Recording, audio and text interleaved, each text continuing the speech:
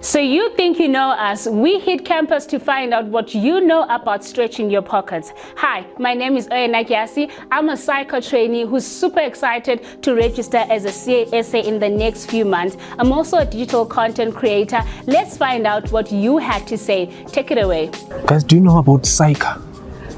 Yes. Okay, what does it stand for and what does it do? So it stands for the South African Institute of Chartered Accountants. Oh. I've only heard of it from like a peer from high school when they were saying, "Oh, I'm funded by SAICA. I'm going to university and I'm going to be funded by SAICA." That's all I heard, and I heard that it's a big deal. So we've listened to what you had to say, but before we get there, let us unpack what SAICA stands for and what SAICA does. SAICA stands for South African Institute of Chartered Accountants. It is the leading accountancy body in South Africa and one of the prominent institutes globally. SAICA is responsible for education, regulation, and promotion of its accountancy profession.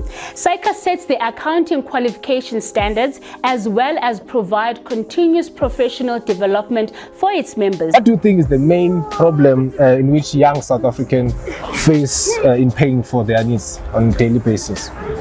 The main problem, Young South Africans. We're talking about the youth. I think, just not having enough sources of like funds. It could be like peer pressure because you're seeing, your friends and stuff. It's also inflation.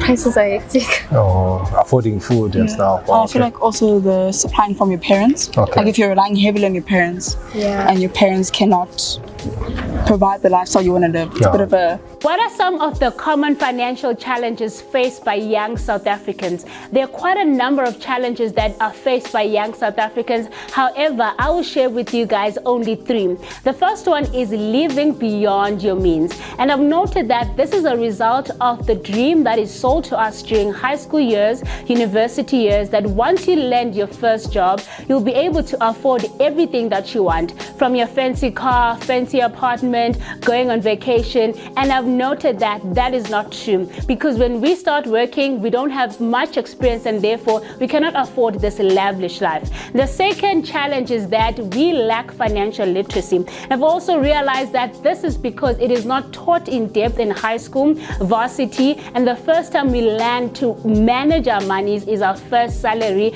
on our first job. And as a result of that, we find ourselves making bad financial decisions. And the last challenge is really because we have limited financial resources due to high cost living. That even those who are fortunate to be working, their salaries are not enough to cover the basic needs that they have. And the impact of these financial challenges result in the youth of South Africa to live off credit card, store cards, as well as obtain unnecessary loan. It is unfortunate because when we make these bad financial decisions, it becomes a ripple effect that we struggle to take ourselves off. What are some strategies do you use to make sure that you save money and you stretch your budget?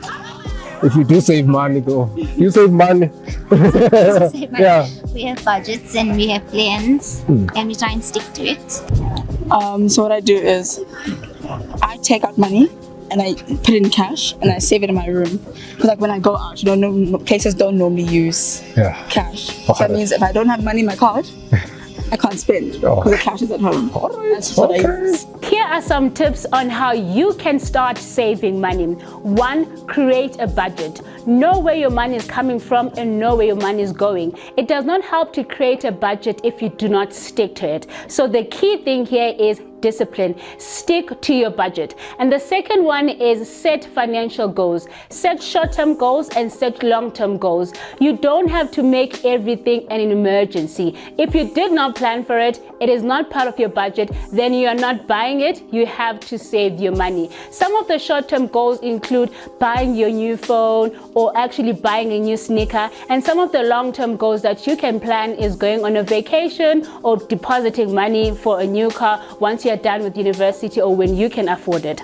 Another way to save money is to ensure that you look out for discounts. I know you'll overlook this, but there are monthly discounts, there are student discounts, and you have loyalty card points that can help you save money. And here's a bonus tip for you. Find other ways to make extra income. This could be through tutoring, online services, or selling anything as long as it's not harmful and as long as it's not affecting your studies and your day-to-day responsibility. And you could use that extra income for your saving. Here are some of the sources for money saving tips. Check out SAICA's Season 1 youth campaign on SAICA's website as well as SAICA's YouTube channel. Alternatively, you can check my channel, which is called Oyena Dyasi, where I share money saving tips which are applicable to high school student, university student, as well as young professionals. Hope you enjoyed the insight. Stay inspired and keep pushing forward. Oh, I forgot one more thing. Don't forget to like, share, and comment. #difference makers.